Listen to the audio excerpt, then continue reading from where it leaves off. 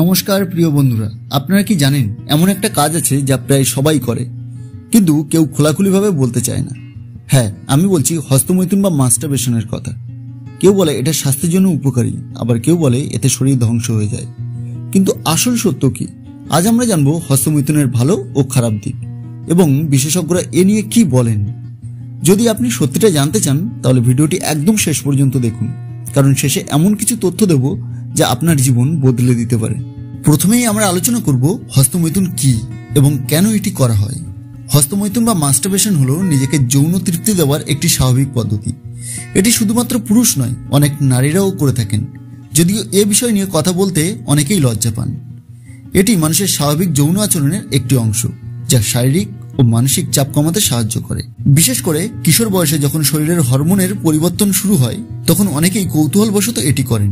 অনেক বিশেষজ্ঞই মনে করেন এটি সুস্থ যৌন জীবনের জন্য স্বাভাবিক একটি বিষয়, কিন্তু এটি কতটা ভালো বা খারাপ তা নির্ভর করে আপনি কতবার করছেন এবং এটি আপনার জীবনে কি প্রভাব ফেলেছে। অনেকেই ভাবে হস্তমৈথুন শুধুই ক্ষতিকর, কিন্তু এটি কিছু ক্ষেত্রে উপকারীও হতে পারে। স্ট্রেস কমায় ও মুড ভালো করে।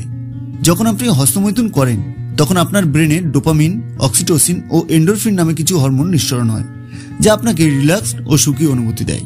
ঘুম ভালো হয়।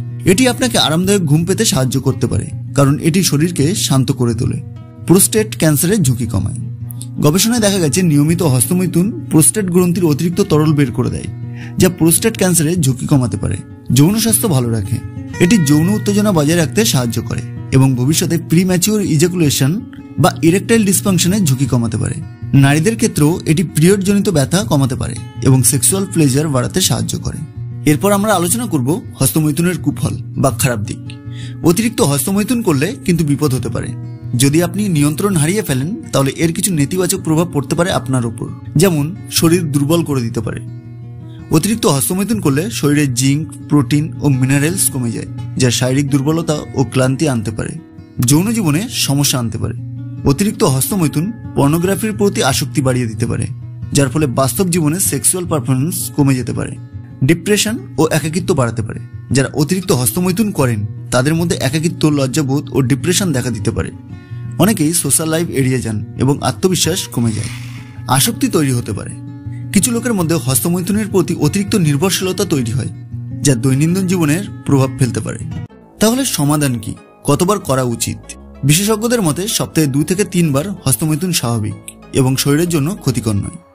কিন্তু যদি আপনি এটি নিয়ন্ত্রণ করতে না পারেন তাহলে কিছু জিনিস অনুসরণ করতে পারেন, যেমন নতুন অভ্যাস তৈরি করুন, ব্যায়াম করুন, মেডিটেশন করুন, নতুন শখ তৈরি করুন।